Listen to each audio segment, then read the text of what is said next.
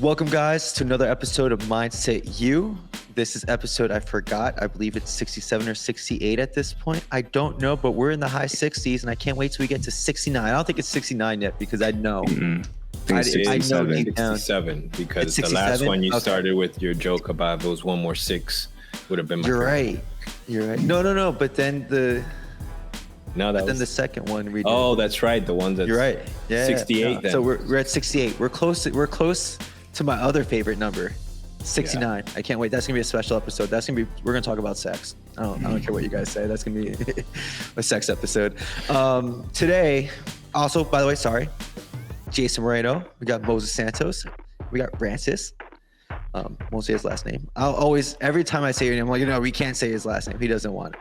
I thought we were gonna do the nicknames. Oh, you want to do the nicknames? Oh, I'm sorry. I'm Punchline Jay. We got Moody Mo, and we got fucking Mr. Roboto over here, who fucking needs to go by the fucking structure of everything. Today, we're talking about some fitness myths.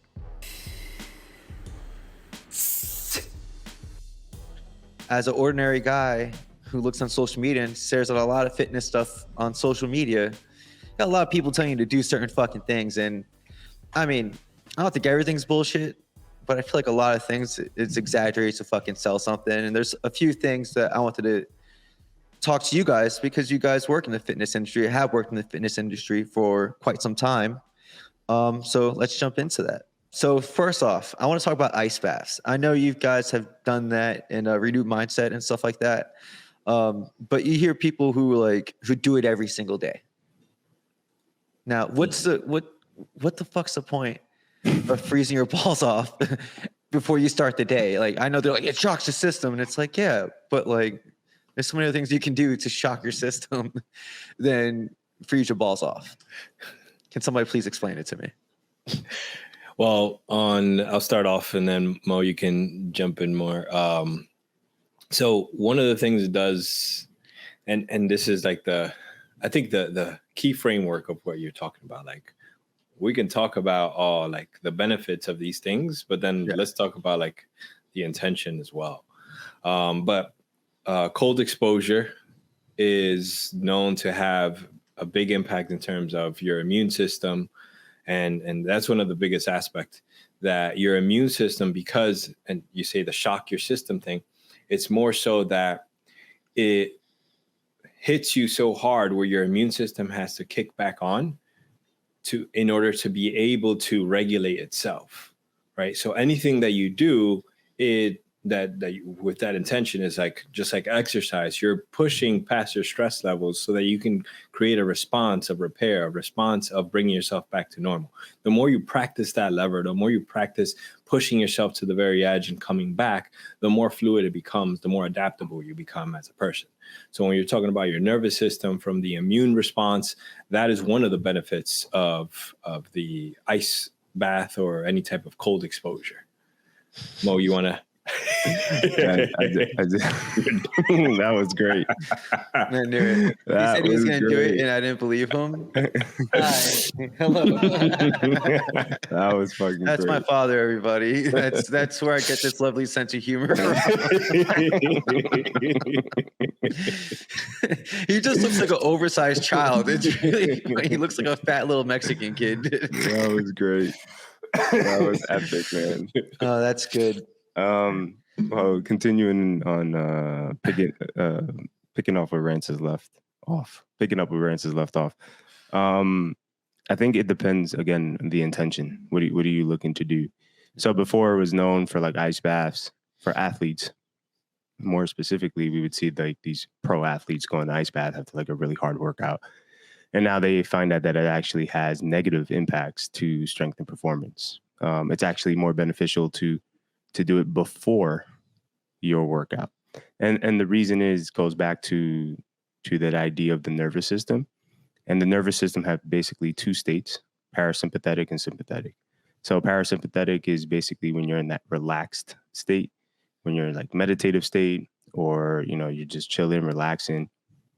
And then sympathetic gets you into a high alert state of fight or flight response, where your nervous system actually increases performance, increases strength, increases adrenaline, cortisol, all of the things you needed in order to perform at a higher level. So what the ice bath does is actually puts you into one of these states. And like Rances says, it shifts your homeostasis, basically where your nervous system is comfortable at. So we all have a homeostasis where our nervous system understands how to, regularly digest food, how to regularly go into sympathetic states and parasympathetic states, how to deal with stress, how to enjoy and be happy at sometimes. It already has this idea. But if you start to do ice baths, what you do is you start to change that homeostasis.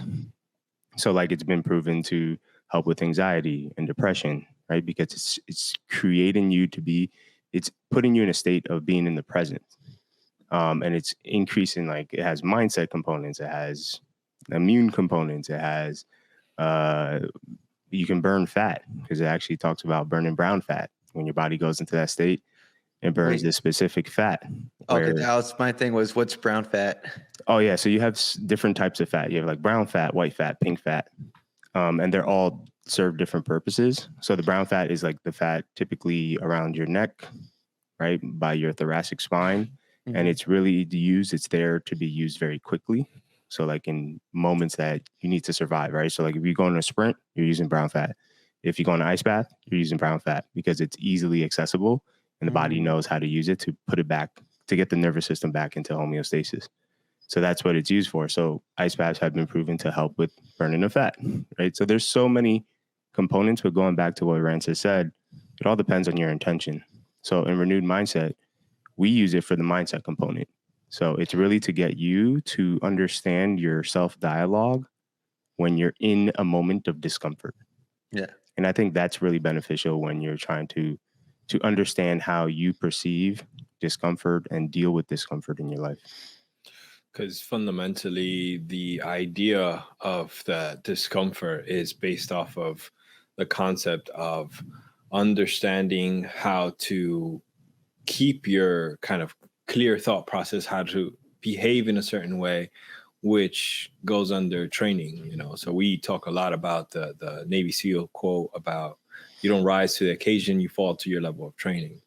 So as you learn to experience those moments of discomfort, those moments of challenges, and you train in them, you practice in them, you learn how to bring yourself back to a place where you're, oh, I can handle this, I can deal with this.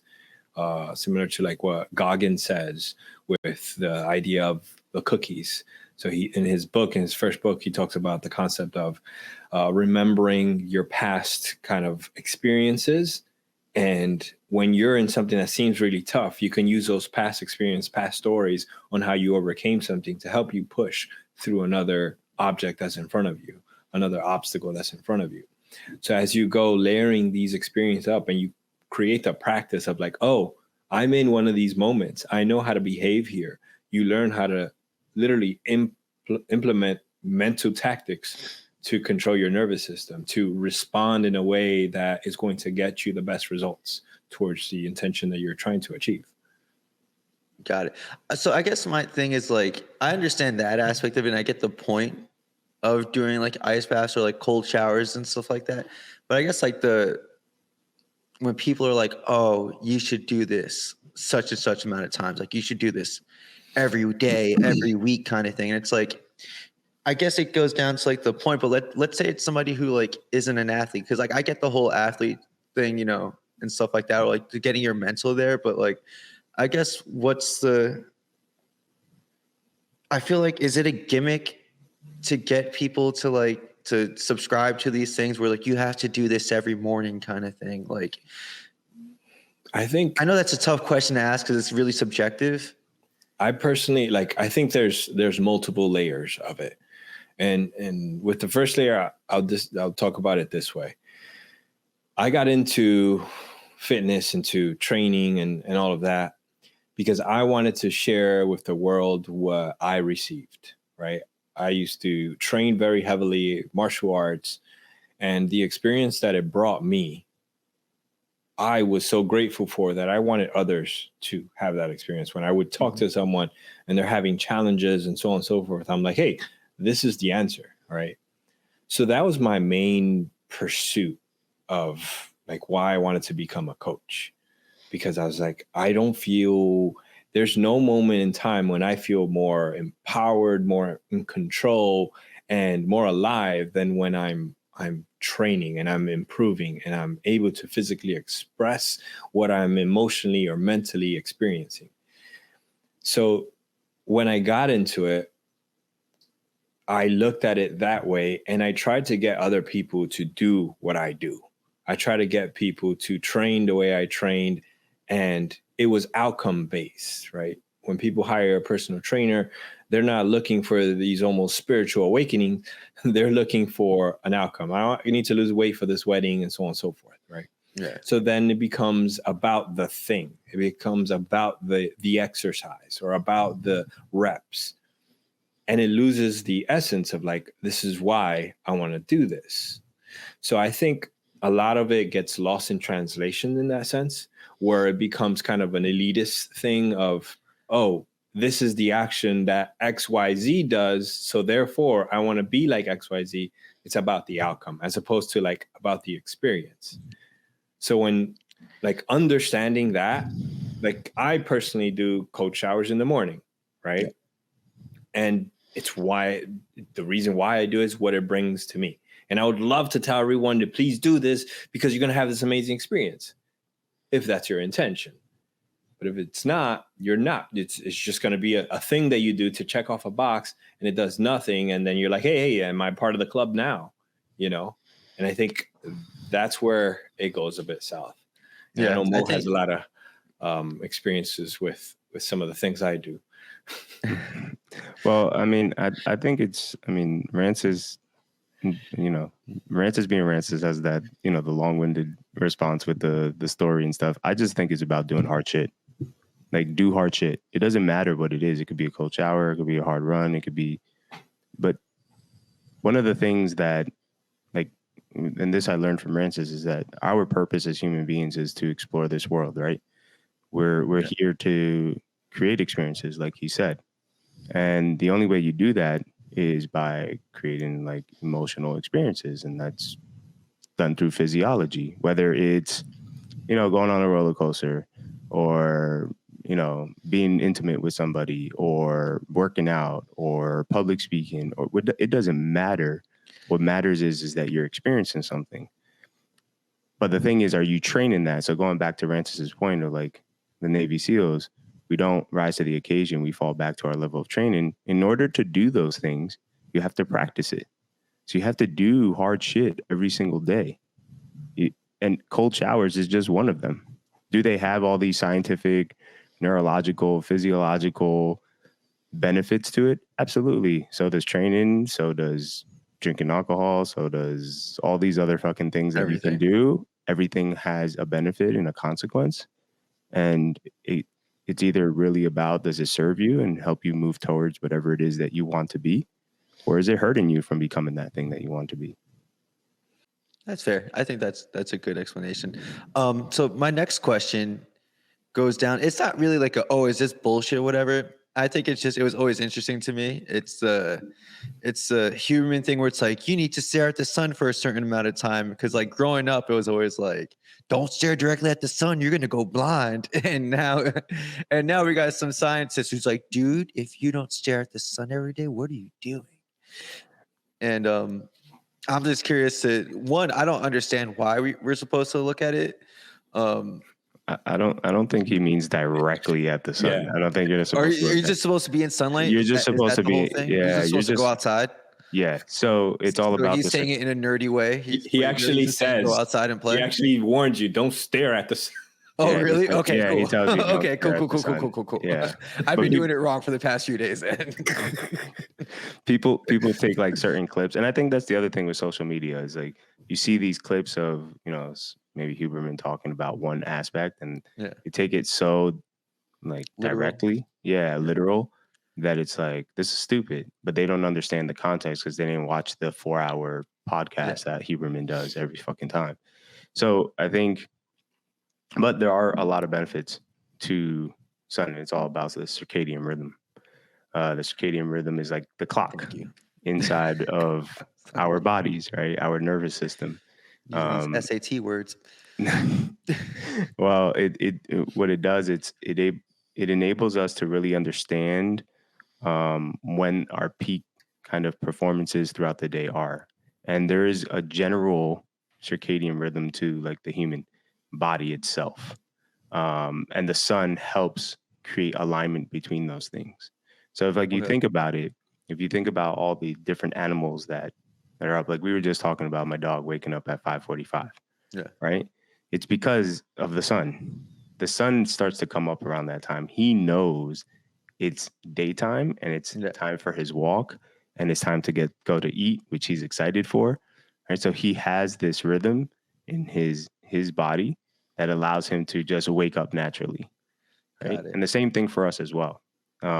But there are things that can throw your circadian rhythm off, such as blue light, talking about like the computers, the cell phones, the TV, and that Fluorescent messes with, lights. what fluorescent lights. Yeah, that's what Rances said. Yeah. So those things will throw your circadian rhythm off and actually disrupt your sleep. Because even though you may be going to sleep at 8:30, if you're getting that blue light, your brain perceives that the daylight or the sun is still out. So the brain activity is still really high, even though you're sleeping. So you're not really truly getting deep sleep. So this is why this looking at the sun or being in the sun more specifically early in the morning when you wake up helps set that kind of rhythm and tone. You'll notice yourself getting more tired by like 7, 6 o'clock. Like once the sun starts coming down, you'll feel sleepy. But if you're watching TV, if you're watching blue light, you're going to disrupt that pattern. And I've been disrupting that pattern for so fucking long because I fall asleep with the TV on. You and 200 million Americans. Yeah, and everybody else in the fucking world, pretty much. Yeah. that's a key factor with all of this, right? All of this Yeah. becomes very heightened in terms of like, oh, this is like a miracle thing because of what's actually happening, how people are living their lives. So now it's like when in the past you didn't have to even recommend this because it was part of our natural habit. Now it's something that has to be practiced purposefully, right? And another thing to Speaking on top of of what let's do this. Oh yeah. I left my Oh, those are your special glasses? Yeah, they're blue light glasses. Yeah. So one of the factors with the light is, are you familiar with cortisol, Jay? No. So cortisol is like the stress hormone, right? It's been known it's like, oh, this is stress. We need to keep our cortisol levels down, so on and so forth. I right? call that Ashley. Now, what's understood more is about cortisol is not like we have to keep it down. It's like kind of what we were talking about with the ice baths is like we need to be able to regulate it, but also it serves a very important purpose. So when you receive light, you get an increase of cortisol. And going back to what Moises was saying, your circadian rhythm starts to adjust the energy within your body. So in the early morning, you expose yourself to light, you spike up your cortisol, which helps you wake up, which helps you gain energy for the day. And at nighttime also regulates that. It's like, oh, we receive cortisol this early in the morning, so it must be time to start bringing it down. So all of those things are signaling your body, but what it does is fundamentally just connects us back to nature, connects us back to our natural rhythm of things. And when you, like, the easiest way to think about this is like, you know, you travel to another country, you get jet lagged. Why do you get jet lagged? Your whole system gets disrupted because you're in a different time zone. When you think about time as something, as a construct that invented by man, why? Well, because of the sun. That's the only thing that time represents when it comes to being jet lagged. Yeah. The sun has changed, and so therefore our signals are confused as to what it's being received by it.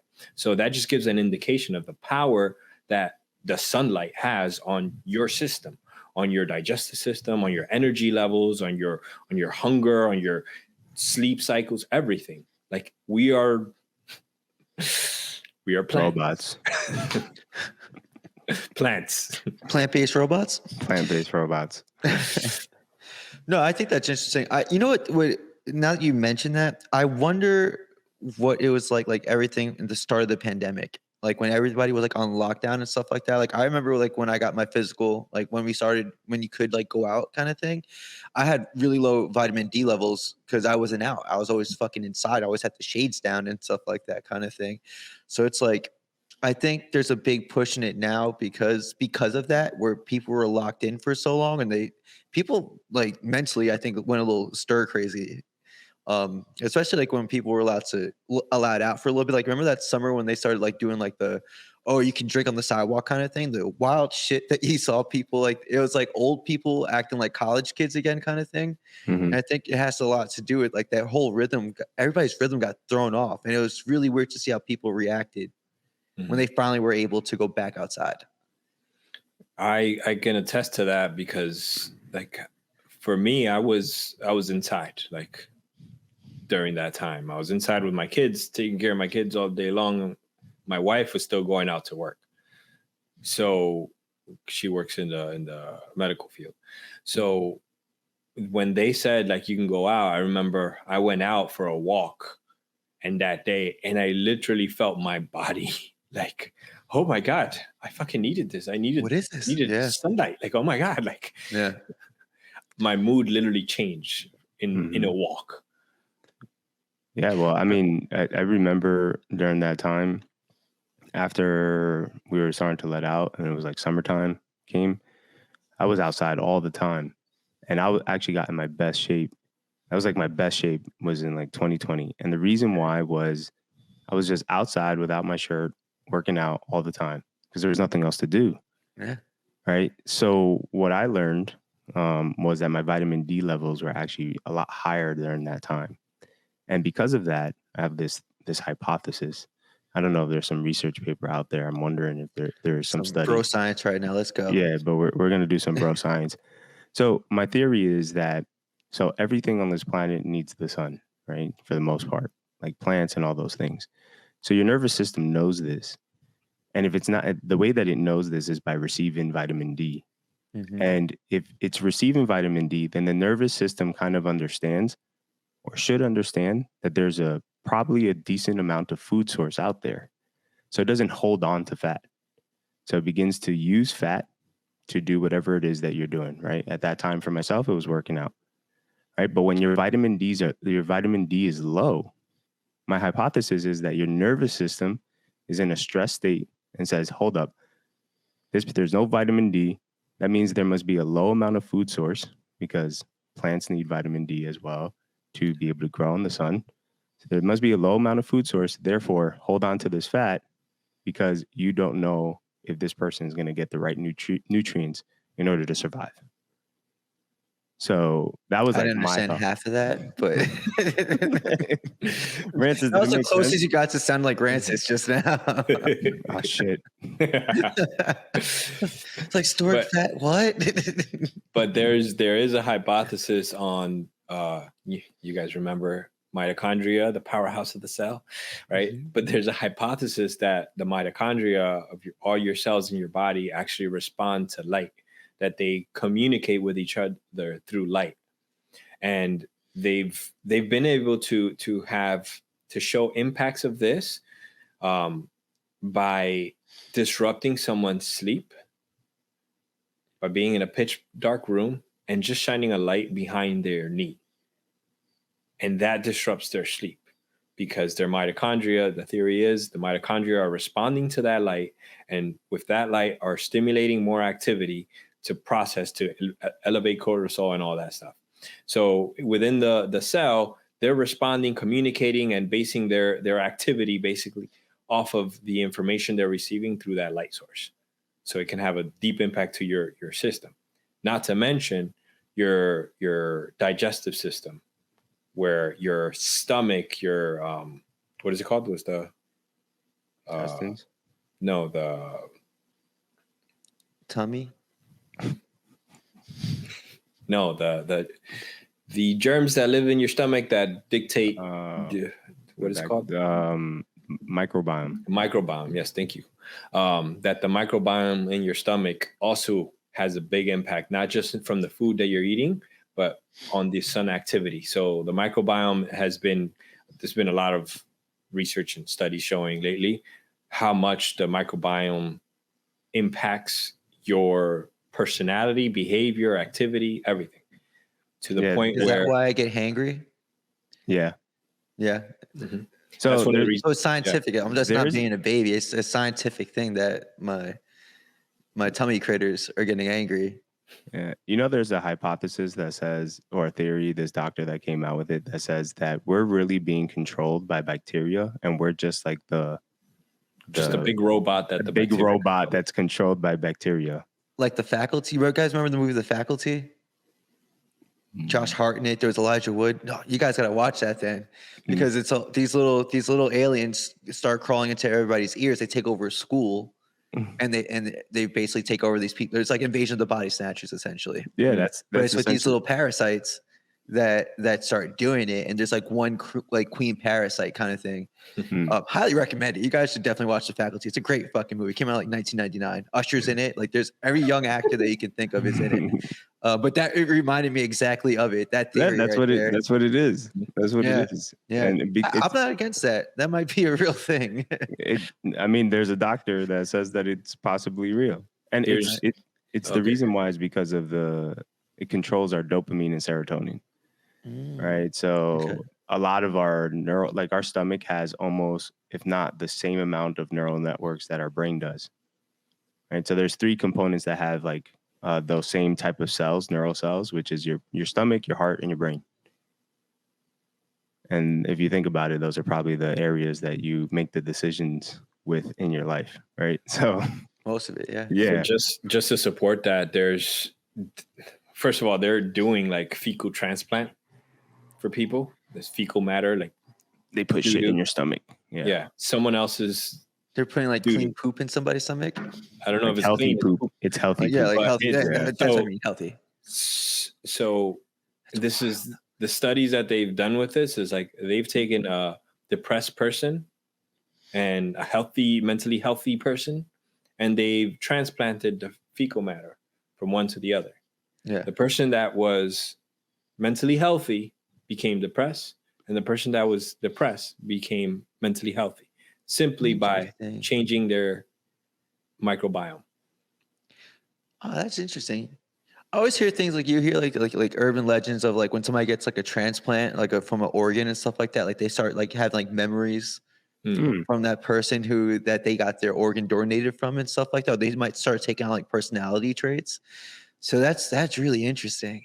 So that's actually kind of true too. So the study of epigenetics is that so trauma passed down from our great parents, right? It's embedded in our DNA to help us survive. So like if your great grandfather was in a war and knew how to fight and box and all of these things, right? Theoretically, it could be passed down to you. Right? Because it was a mechanism used to survive during that time. So it says, oh, this is information that's needed in order to survive. Hence why some people may be talented at certain things like boxing or fighting or any of those. Now, I just wanted my dad's love. That's the only reason why. I wanted him to think I wasn't his daughter anymore. So I just started picking up fighting. Your dad was a fighter though. He was a wrestler. Yeah, he wrestled. Yeah. He was a top wrestler though in that. Yeah, no, he was really good. Yeah. He was really good. Yeah. I mean, you have to pick up something from that. Yeah, Dodger Chancleta,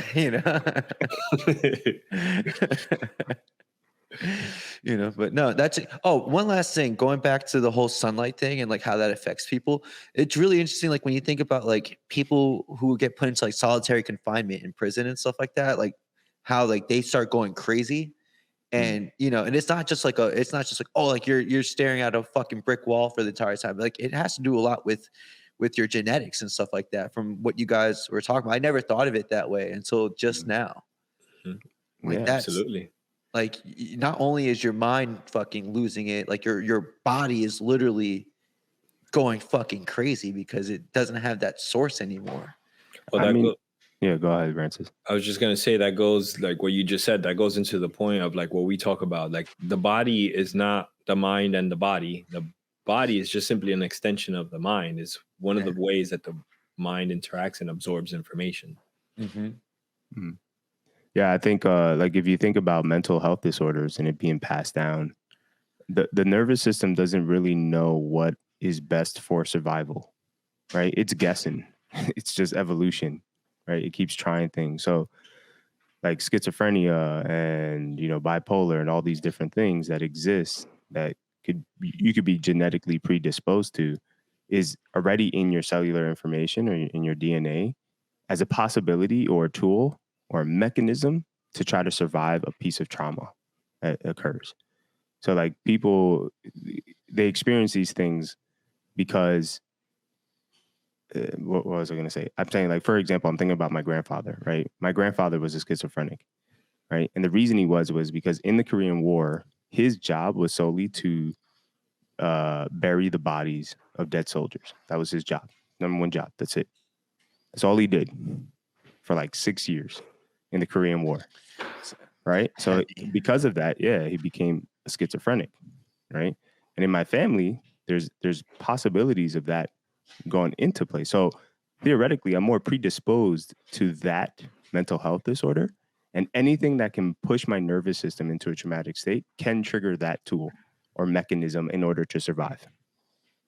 Interesting. And that's why I'm saying the nervous system doesn't really know what's good or bad. It's just guessing on essentially what is the best trait for survival. And it does that with everything. Yeah. I love that point because it really falls fundamentally to the idea of like, what is evolution, right?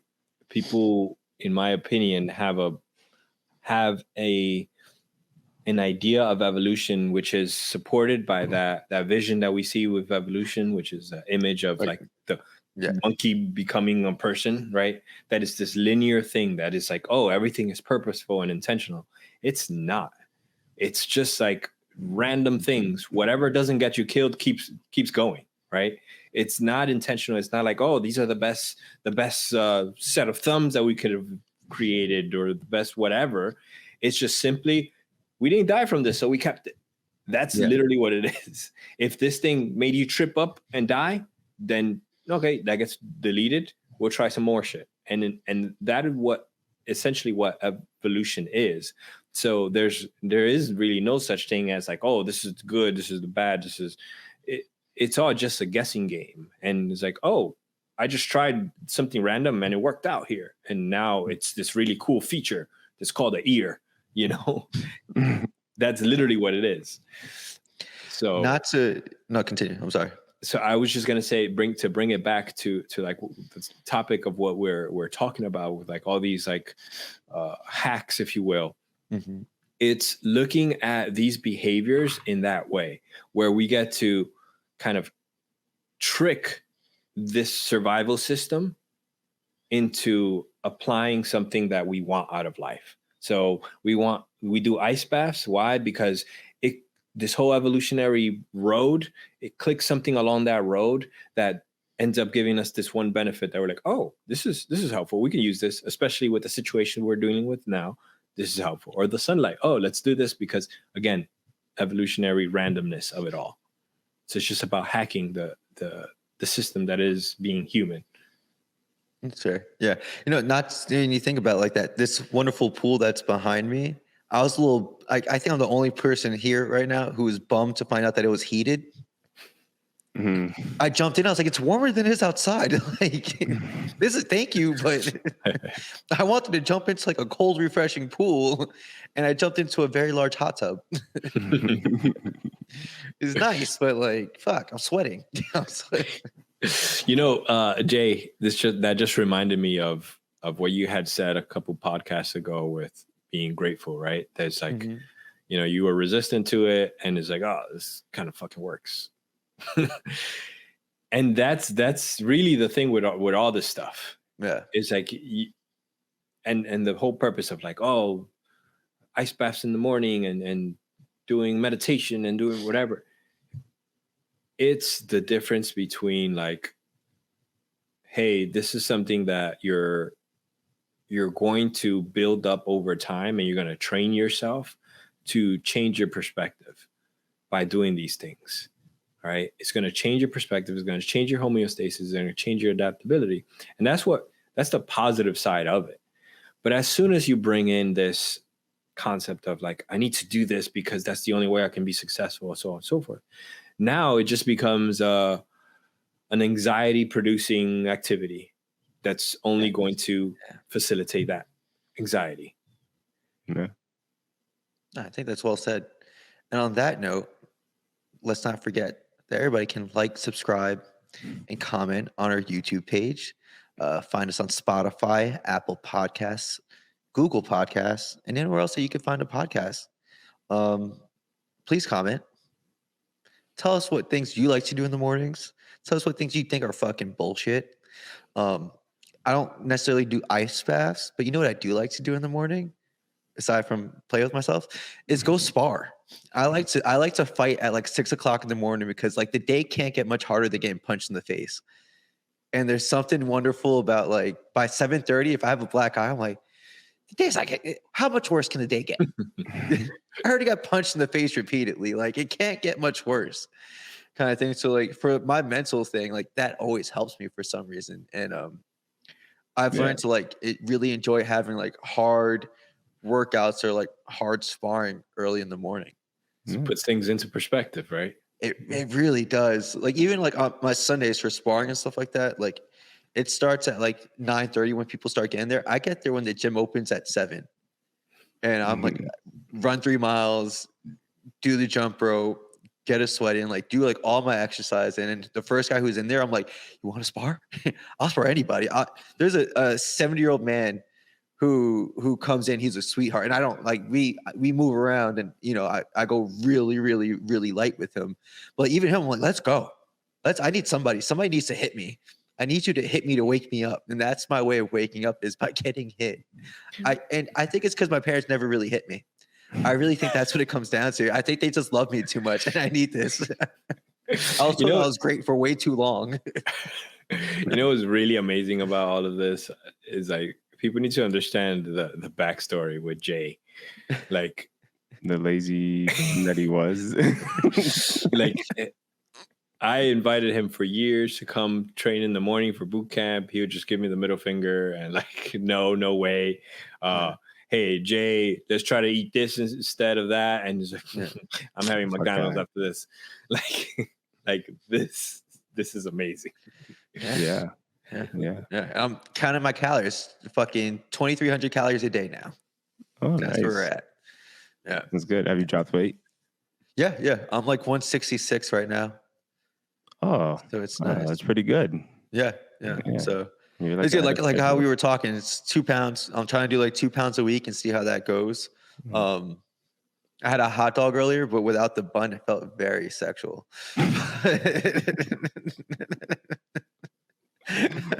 I made sure to lock eyes with Ashley while I did it. And no fork. I didn't cut it. I just grabbed it. Like Rances did the other day. Yeah, well, no, he stuck a fork in it. He stuck a fork in his sausage and just ate it. Like, didn't cut it. I should have fucking grabbed that thing. And just looked at her. Didn't smile, nothing. Just got real wide-eyed. It was wonderful. Mindset you, ladies and gentlemen. We're all about. At least I waited this long to say something fucked up. Wait, I'm curious to know if there's any other podcast that gives you some valuable educational material and dick jokes at the same time. I just try to steer that plane straight into the ground. Like Huberman doesn't do this. Guys, we give you way more than Huberman does. And we do it in less than an hour. Yeah. 94 hours. Although we were starting to trek, getting longer and longer. With that being said, I think this is good. We're right at the mark. I think we found a good spot. So on this note, guys, thank you. I think we learned a lot. I learned a lot this podcast. Oh, nice. Both lost me a little bit, started to talk like you.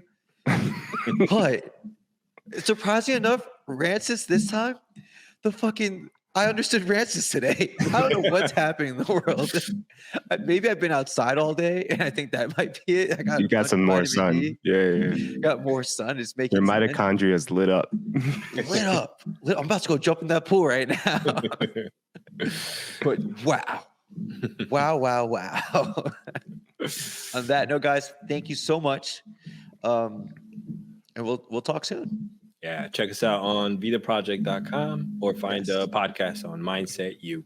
Jason here with Mindset U, and I just want to thank you all from the bottom of my heart for tuning in and watching us every week. Since Mindset U is taking a different approach, we need your help coming up with new topics of stuff that you want to hear so that we can give you the best quality possible and the best content possible in general. It's fun. Come on, help us out. Help us help you. Anyway, you can head over to vitaproject.com to watch any of the old episodes and any of the new upcoming episodes that are coming. You could also check us out on Instagram and on YouTube and anywhere else that you could possibly think of that you want us to be. Let us know. We'll be there. All right? Thank you so much.